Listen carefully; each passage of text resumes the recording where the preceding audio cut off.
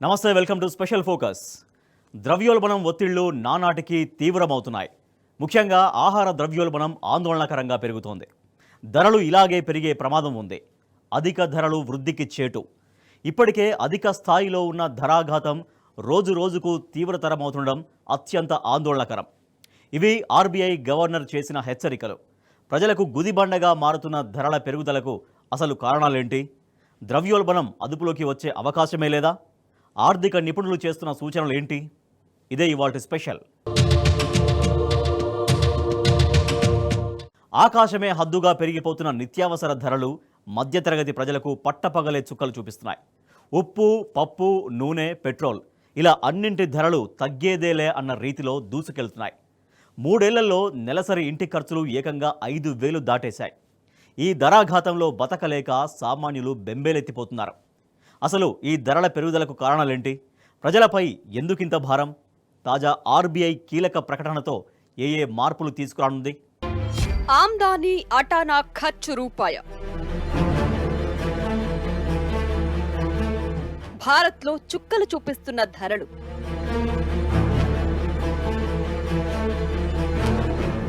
ఇబ్బందుల్లో పేద మధ్యతరగతి ప్రజలు. ఎందుకు ప్రజలపై ఇంత భారం?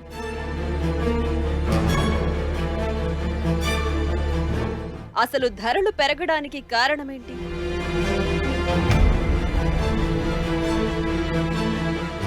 మున్ముందు ఏ ధరలకు రెక్కలు రానున్నాయి? కొన్ని నెలలుగా అన్ని రకాల వస్తువుల ధరలు విపరీతంగా పెరిగిపోతుండటంతో పేద మధ్యతరగతి ప్రజలు ఆర్థికంగా తీవ్ర ఇబ్బందులు ఎదుర్కొంటున్నారు. సామాన్యుడికి అందనంత ఎత్తులో నిత్యావసర వస్తువుల ధరలు రోజురోజుకి పెరిగిపోతున్నాయి.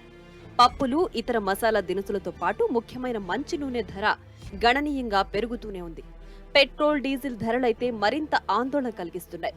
వీటి ధరలు రోజురోజుకి పెరిగిపోవడం వాహనదారులకు కాకుండా రవాణా రంగానికి తీవ్ర ఇబ్బంది అవుతోంది. అయితే వీటికి తోడు మరికొన్ని వస్తువుల ధరలకు కూడా రెక్కలు రానున్నాయి.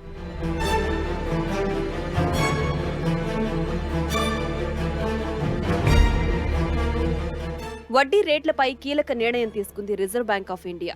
వడ్డీ రేట్లను 40 బేసిస్ పాయింట్లు పెంచింది. ఆర్బీఐ నిర్ణయం ఎఫెక్ట్ స్టాక్ మార్కెట్లపై పడింది. ఆర్బీఐ ఇలా మీటింగ్ పెట్టిందో లేదో స్టాక్ మార్కెట్లు ఒక్కసారిగా కుప్పకూలిపోయాయి. సామాన్యుడి గుండెకు కూడా ఒక్కసారిగా షాక్ తగిలింది.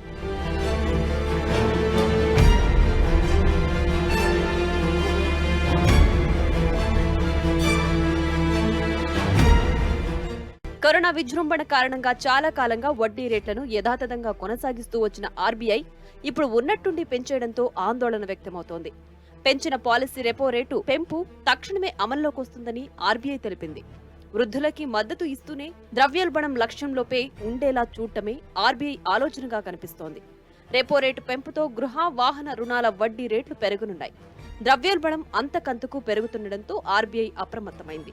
సామాన్యులపై ధరల భారాన్ని తగ్గించే దిశగా చర్యలకు ఉపక్రమించింది.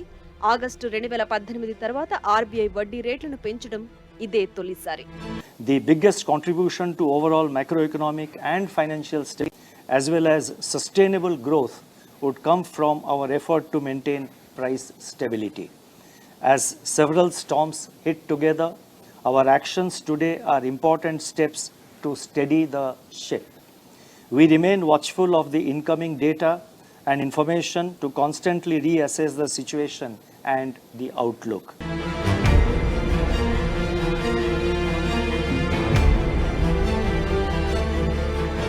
ఉప్పు, పప్పు, వంట నూనె, కరెంటు బిల్లులు, పెట్రోల్ బాధలు. అబ్బో, తలచుకుంటేనే మధ్యతరగతి ప్రజలు వణికిపోతున్నారు. 3 ఏళ్ల నాటితో పోలిస్తే ఇంటి ఖర్చు సగటున నెలకు 5,200కు పైగా పెరిగింది. అద్దె జీవులైతే ఏటా 5 నుంచి 10% పెంపుతో అదనపు భారం తప్పదు. వంట నూనెల మంటలు ఇంత అంతా కాదు. లీటర్ 60 రూపాయల లోపు ఉండే పామోలిన్ ధర గత ఏడాది 120కి చేరగా ఇప్పుడు ఏకంగా 165 దాటేస్తోంది. పొద్దుతిరుగుడు నూనెది అదే దారి. ఏడాది కిందట కిరాణాకి పెట్టిన సొమ్ముతో పోలిస్తే 1000 నుంచి 1500 వరకు పెరుగుదల కనిపిస్తోంది. కరోనా ప్రభావంతో పంటలు దెబ్బతిని గ్రామాల్లో ఉపాధి కరువైంది. అటు పనుల్లేక ఇటు ఖర్చులు పెరిగి ఇబ్బందులు పడుతున్నారు.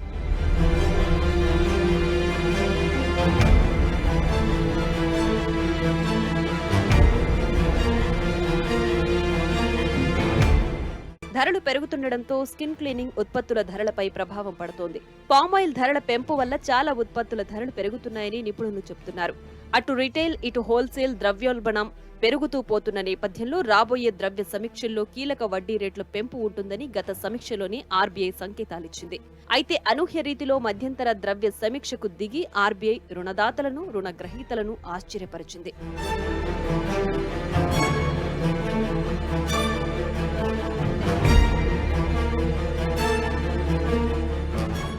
సమాచారం లేదు, సంకేతాలు లేవు, నిర్ణయాలు మాత్రమే. గుట్టు చప్పుడు కాకుండా రిజర్వ్ బ్యాంక్ అత్యవసర ద్రవ్య సమీక్ష నిర్వహించింది. ద్రవ్యోల్బణం అదుపు పేరుతో సాగిన సమావేశంలో కీలక వడ్డీ రేటును 0.4% పెంచారు.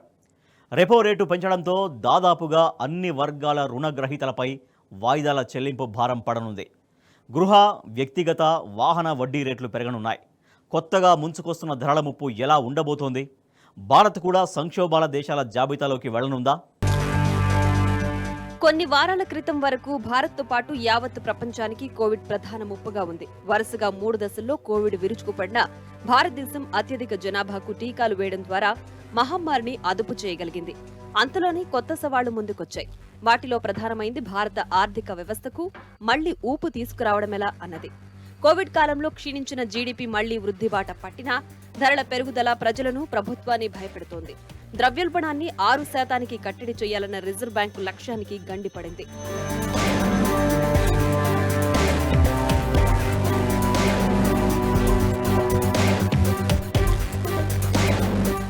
ఇవాళ ఆహారం, వంట గ్యాస్, పెట్రోల్, డీజిల్, దుస్తులు, పాదరక్షలు మొదలుకొని గృహోపకరణాలు, ఎలక్ట్రానిక్ వస్తువుల వరకు అన్నింటి ధరలు పెరిగిపోయాయి. దేశమంతటా దాదాపు అన్ని చోట్ల పెట్రోల్ ధర లీటరుకు 110 రూపాయలు దాటిపోయింది. పెట్రోల్, డీజిల్ ధరలు పెరగడంతో సరుకుల రవాణా వ్యయం పెరిగిపోయింది. కోవిడ్ వల్ల కోల్పోయిన ఉద్యోగాలు తిరిగి రాలేదు. ఉద్యోగాలు ఉన్నవారికి వేతనాలు స్తంభించిపోయాయి. వెరసి ప్రజల ఆదాయాలు పడిపోవడంతో వ్యాపారాలు దెబ్బతిన్నాయి. చేతిలో డబ్బు ఆడక ప్రజలు ఖర్చుల్ని తగ్గించుకోవడంపై దృష్టి పెట్టారు. స్తోమత ఉన్నవారు కార్లు, ఇళ్లు కొనడం వాయిదా వేసుకుంటున్నారు.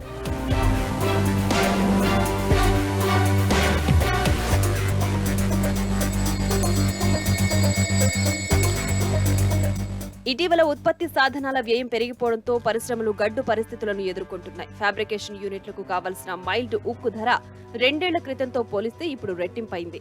స్టెయిన్లెస్ స్టీల్ ధరలు రెట్టింపయ్యాయి. స్టెయిన్లెస్ స్టీల్ తయారీకి ఉపయోగించే నికెల్, మిశ్రమ లోహాల ధరలు 4 గింతలు పెరిగాయి. ఇక రోడ్డు, నౌకా రవాణా ఖర్చులు తలకు మించిన భారమవుతున్నాయి. 2019తో పోలిస్తే ఇప్పుడు ముంబై నుంచి న్యూయార్కుకు నౌక ద్వారా ఒక కంటైనర్ పంపడానికయ్యే ఖర్చు భారీగా పెరిగింది. సూక్ష్మ, చిన్న, మధ్య తరహా పరిశ్రమలు ఏ ధరకు ఆర్డర్లు సంపాదిస్తాయో అవే ధరకు సరఫరా చేస్తుంటాయి. ముడి సరుకుల ధరలు పెరిగితే తమ ఆర్డర్ విలువ పెంచాలనే నిబంధనను ఒప్పందంలో పొందుపరచలేదు. అన్ని వస్తువుల ధరలు పెరిగిపోతున్న ఈ కాలంలో నష్టమంతా ఎంఎస్ఎంఈ సంస్థలే భరించాల్సి రావడంతో అవి కుదేలవుతున్నాయి. వ్యాపారంలో నిలదొక్కుకోవడం కష్టమవుతోంది.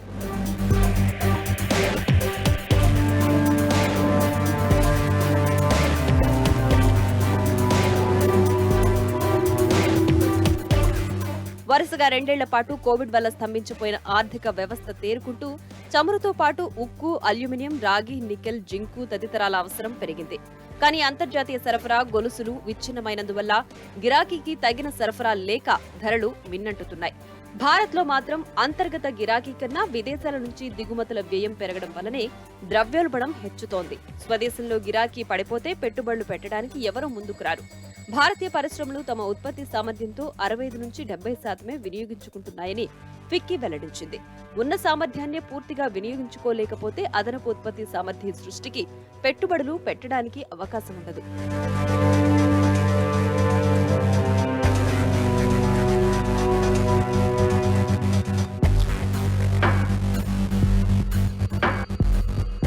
కోవిడ్ తర్వాత 2022 ఆర్థిక సంవత్సరం 3వ త్రైమాసికంలో భారత్ 5.4% వృద్ధి రేటు సాధించినా ద్రవ్యోల్బణం వల్ల క్షీణించే అవకాశం ఉంది. అందుకే రిజర్వ్ బ్యాంక్ 2023 జీడీపీ వృద్ధి రేటు 7.2%గా ఉంటుందని అంచనా వేసింది.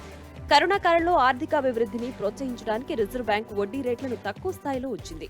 కానీ ఇప్పుడు ధరలు అధికమవుతున్న నేపథ్యంలో వడ్డీ రేట్లు పెంచి మార్కెట్లో ద్రవ్య లభ్యతను నియంత్రించక తప్పని పరిస్థితి వచ్చిపడుతోంది. వడ్డీ రేట్లు పెంచితే పెట్టుబడి వ్యయం పెరిగి ఆర్థికాభివృద్ధి మందగిస్తుంది.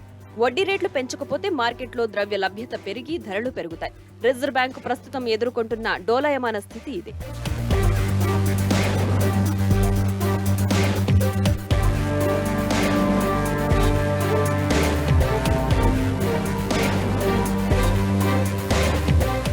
ప్రభుత్వం ఇంధనంపై పన్నులతో పాటు జీఎస్టీని తగ్గించి పేదలకు ఉచిత ఆహార పథకాలను విస్తరించి ఎంఎస్ఎంఈ రంగానికి నగదు బదిలీ చేయడం ద్వారా ఆర్థికాభివృద్ధికి ఊపునివ్వాలని నిపుణులు సూచిస్తున్నారు. దానివల్ల ఉపాధి అవకాశాలు పెరుగుతాయి. అయినా కేంద్రం ఇంతవరకు ఆ దిశగా చొరవ తీసుకోవడం లేదు. 2022 ఆర్థిక సంవత్సరంలో భారత జీడీపీ వృద్ధి రేటు 8.4% ఉండబోతున్నా ప్రస్తుత సంక్షోభం నుంచి గట్టెక్కడానికి అది చాలదు. 2023లో 14% వృద్ధి రేటు సాధిస్తే తప్ప ఆర్థిక రథం పరుగు మొదలు పెట్టదు. ధరలను నియంత్రించడం దానికి తొలిమెట్టు కావాలి. ధరల పెరుగుదలను అరికట్టలేకపోవడం వల్లనే శ్రీలంక, పాకిస్తాన్ నేడు దివాలా స్థితికి చేరాయి. ఆ దుస్థితి భారత్కు పట్టకూడదంటే ధరలకు తక్షణం కళ్లెం వెయ్యాలి.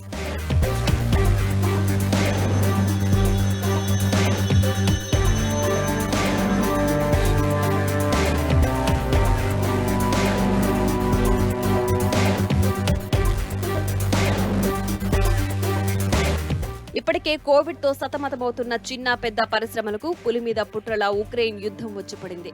రష్యా దండయాత్ర ప్రారంభించిన వెంటనే అంతర్జాతీయ విపణిలో చమురు, వ్యాపార సరుకుల ధరలు చుక్కల్ని తాకసాగాయి. మార్చి 7న బ్యారెల్ ముడి చమురు ధర $139కు చేరింది. 2008 తర్వాత ఇదే అత్యధిక ధర. గత డిసెంబర్లో బ్యారెల్ ధర $78 మాత్రమే. ఇప్పుడప్పుడే యుద్ధం ముగిసే సూచనలు కనపడకపోవడంతో చమురు, గ్యాస్ ధరలు భయపెడుతూనే ఉంటాయి. ముడి చమురులో 80% విదేశాల నుంచే దిగుమతి చేసుకునే భారత్కు ఇది తీరని నష్టం కలిగిస్తోంది.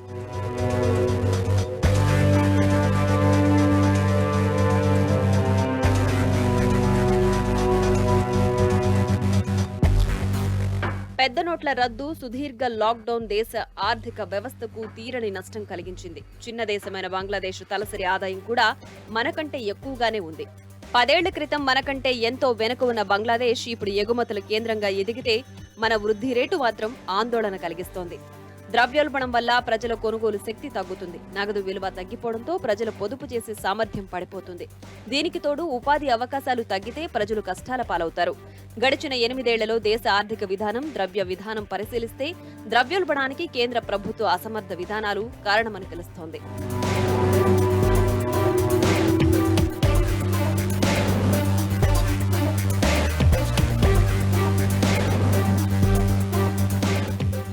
ద్రవ్యోల్బణం వల్ల ప్రజల కొనుగోలు శక్తి తగ్గుతుంది. నగదు విలువ తగ్గిపోవడంతో ప్రజల పొదుపు చేసే సామర్థ్యం పడిపోతుంది. దీనికి తోడు ఉపాధి అవకాశాలు తగ్గితే ప్రజలు కష్టాల పాలవుతారు. గడిచిన 6 ఏళ్లలో దేశ ఆర్థిక విధానం, ద్రవ్య విధానం పరిశీలిస్తే ద్రవ్యోల్బణానికి మోడీ ప్రభుత్వ అసమర్థ విధానాలు కారణమని స్పష్టమవుతోంది. అసలు ఈ మోడీ సర్కారు ధరల విషయంలో ఆచరిస్తున్న అసమర్థత విధానాలు ఎలా ఉన్నాయో ఒకసారి తెలుసుకుందాం పదండి. డబ్బు సరఫరా, వడ్డీ రేటు నిర్ణయాధికారం రిజర్వ్ బ్యాంకు అధీనంలో ఉంటుంది. దీన్ని ద్రవ్య విధానం అంటారు. పన్ను శాతం, ఖర్చు దేశంలో అభివృద్ధిని పెంపొందించే విధంగా ఉంచే బాధ్యత కేంద్ర ప్రభుత్వ అధీనంలో ఉంటుంది. దీన్ని ఆర్థిక విధానం అంటారు. కేంద్రం ద్రవ్య వినిమయ చట్టంలో తెచ్చిన మార్పుల వల్ల ఆర్బీఐ స్వయం ప్రతిపత్తి తగ్గడం వల్ల ద్రవ్యోల్బణం పెరిగిందని 2015 ఫిబ్రవరి నుంచి దేశంలోని ద్రవ్య విధానాన్ని పరిశీలిస్తే అర్థమవుతుంది. 2014 మేలో మోడీ ప్రభుత్వం అధికారంలోకి వచ్చింది. 2015 ఫిబ్రవరిలో అప్పటి కేంద్ర ఆర్థిక శాఖ కార్యదర్శి, ఆర్బీఐ గవర్నర్ మధ్య monetary policy frame work agreement జరిగింది. దీని ప్రకారం ద్రవ్యోల్బణం 4%గా ఆర్బీఐ ఉంచాలని, ఒకవేళ ఆర్బీఐ 3/4 అలా ఉంచలేకపోతే ప్రభుత్వానికి వివరణ ఇవ్వాల్సిందిగా ఒప్పందం జరిగింది. ఆ ఒప్పందానికి కట్టుబడి రఘురాం రాజన్ ద్రవ్యోల్బణం కట్టడికి చర్యలు తీసుకున్నారు. తాము ఆశించిన మేరకు వృద్ధి జరగడం లేదని గమనించి మోడీ సర్కార్ రెపో రేటు తగ్గించాలని ఆర్బీఐని ఒత్తిడి చేసింది.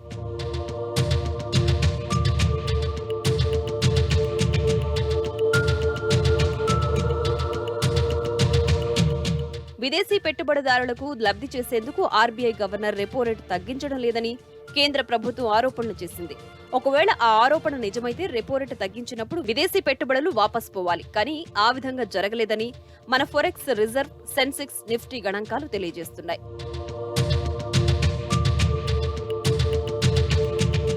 మెరుపు వేగంతో పరుగు తీస్తున్న దేశ ఆర్థిక వ్యవస్థకు పెద్ద నోట్ల రద్దు కళ్లం వేసింది. అప్పట్నుంచి ఆర్థిక వ్యవస్థ కోలుకున్న పాపాన పోలేదు. ఇక ఆ తర్వాత వచ్చిపడ్డ కరోనా పులి మీద పుట్రలా మారింది. డిసెంబర్ 2019 కరోనా ముందే ద్రవ్యోల్బణం 6.7% చేరుకుంది. జనవరి మార్చి మధ్యలో కూడా 6.7% నమోదైంది. నోట్ల రద్దు, తప్పుడు జీఎస్టీ విధానాల వల్ల దేశ ఆర్థిక వ్యవస్థ చిన్నాభిన్నమై దేశ వృద్ధి రేటు పడిపోతుంటే రెపో రేటు తగ్గించి వృద్ధి రేటు పడిపోకుండా కేంద్రం ప్రయత్నించినప్పటికీ కరోనా కంటే ముందే వృద్ధి రేటు 4% పడిపోయి భారతదేశం అభివృద్ధి చెందే దేశమనే గుర్తింపు 2019 నాటికి కోల్పోయింది. అంటే నోట్ల రద్దు, జీఎస్టీ భారత ఆర్థిక వ్యవస్థను ఎంత దెబ్బ కొట్టాయో అర్థం చేసుకోవచ్చు.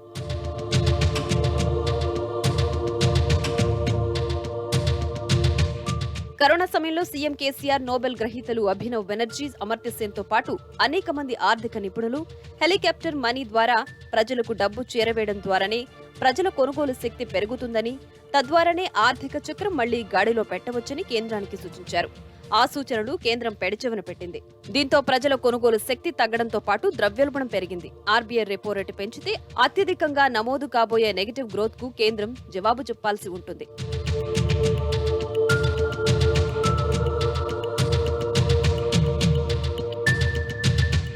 నోట్ల రద్దు, జీఎస్టీ, కార్పొరేట్ ట్యాక్స్ ను తగ్గించడం వంటి చర్యల వల్ల ద్రవ్యలోటు పెరిగింది. దాన్ని పూరించేందుకు పెట్రోల్పై సెజ్ ను కేంద్రం పెంచింది. పెట్రోల్పై విధిస్తున్న మొత్తం సుంకంలో కేంద్రం వసూలు చేస్తున్నది 63% కాగా రాష్ట్రాలు వసూలు చేస్తున్నది 37% మాత్రమే. అయినప్పటికీ రాష్ట్రాలను వ్యాట్ తగ్గించమని మోడీ చెప్పడం రాజకీయ లబ్ధి కోసమే. పెట్రోల్ రేట్ల పెంపు ద్వారా లక్షల కోట్లు వెనకేసుకున్న కేంద్రం ఈ పెరుగుదలకు అంతమెప్పుడో కూడా దిక్కు తెలియని స్థితిలో ఉందంటే నమ్మాల్సిందే. ప్రస్తుతం దేశ ఆర్థిక పరిస్థితికి సంబంధించిన అనేక సందేహాలు, ప్రశ్నలు మనందరి ముందు ఉన్నాయి. వాటిల్లో ప్రధానంగా పెరిగిపోతున్నటువంటి నిరుద్యోగం ఒక పక్క కనపడుతుంది. రెండో పక్కన మీకు భారీ ఎత్తున ప్రజల కొనుగోలు శక్తి ఒక పక్క పడిపోతుంటే ఆ పక్కన మాత్రం పెరుగుతున్నటువంటి ధరలు, నింగిలంటుతున్న ధరలు ఒక పక్కన కనపడుతున్నాయి. ప్రస్తుతం ఈ పరిస్థితి కారణం స్పష్టంగా కనపడేది ఏంటంటే కేంద్ర ప్రభుత్వం తాలూకు అవకతవక విధానాలు, పూర్తిగా అసంబద్ధమైనటువంటి విధానాలు. ఎప్పుడేం చేయాలో అప్పుడు అది చేయకుండా తన ఇష్టానుసారం తన ఆర్థిక వ్యవస్థను నడిపించుకుంటూ వచ్చిన తీరు వల్ల ఈ రోజు ఈ దుస్థితి ఏర్పడింది.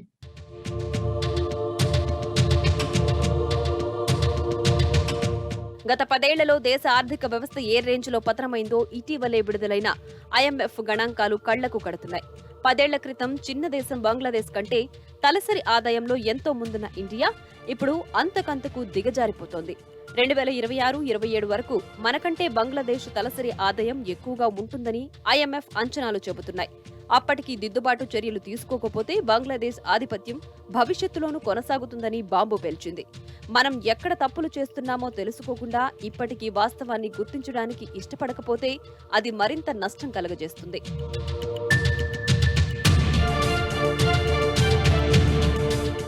ప్రస్తుతం మాల్దీవులు, భూటాన్, నేపాల్ కంటే మెరుగ్గా ఉన్నామని సరిపెట్టుకుంటే అంతకంటే ఆత్మవంచన మరొకటి ఉండదు. పాకిస్తాన్, శ్రీలంక లాంటి సంక్షోభాలు లేవు కదా అని రిలాక్స్ అయితే ఊహించని సంక్షోభం తప్పదనే హెచ్చరికలు వినిపిస్తున్నాయి.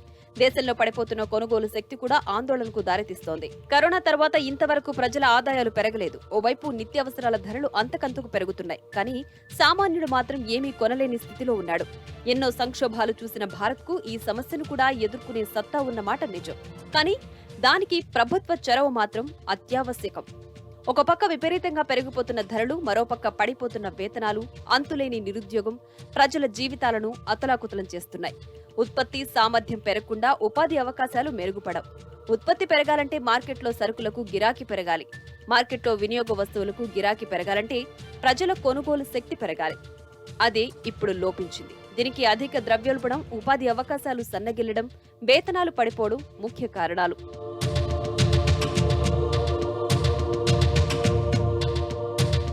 పెట్రోల్, డీజిల్ ధరలను కేంద్రం ఎడాపెడా పెంచుతూ పోతోంది. ఉక్రెయిన్ సంక్షోభాన్ని సాకుగా చూపి వంట నూనెలు, ఆహార వస్తువుల ధరలు మండుతున్నాయి. పారిశ్రామిక మాంద్యం నుంచి బయటపడేందుకు ఎలాంటి చర్యలు తీసుకున్న దాఖలాలు లేవు. కోవిడ్ సమయంలో ప్రకటించిన 21 లక్షల కోట్ల ఆర్థిక ప్యాకేజీలో ప్రజలకు ఇచ్చింది 1% మాత్రమే. తక్కినదంతా కార్పొరేట్లకు దోచిపెట్టింది కేంద్రం.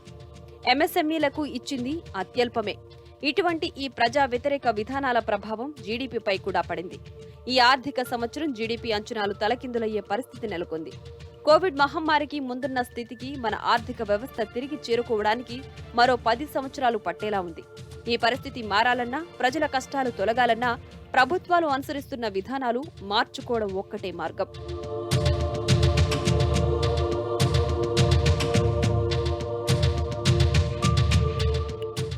సంక్షోభాలు మన దేశానికి కొత్తవి కాదు. కోవిడ్ లాంటి మహమ్మారి నుంచి కూడా అతి తక్కువ నష్టంతో బయటపడ్డ సమర్థత మనకుంది. ఇప్పుడు పొంచి ఉన్న ఆర్థిక సంక్షోభాన్ని కూడా నివారించే మార్గాలున్నాయి. అయితే దీనికి ప్రభుత్వమే చొరవ చూపాల్సి ఉంటుంది. ఆర్థికవేత్తల సూచనలు ఆచరణలో పెడితే, విధానాల పరంగా ఉన్న లోపాలు దిద్దుకుంటే త్వరగానే ఆర్థిక వ్యవస్థ మళ్లీ పుంజుకుంటుంది. ఎప్పటిలాగే వాస్తవాలు దాచేసి గణాంకాల గారడీ చేద్దామనుకుంటే మాత్రం పెద్ద షాక్ తప్పదు. ఇది వాల్టి స్పెషల్ ఫోకస్. నమస్తే.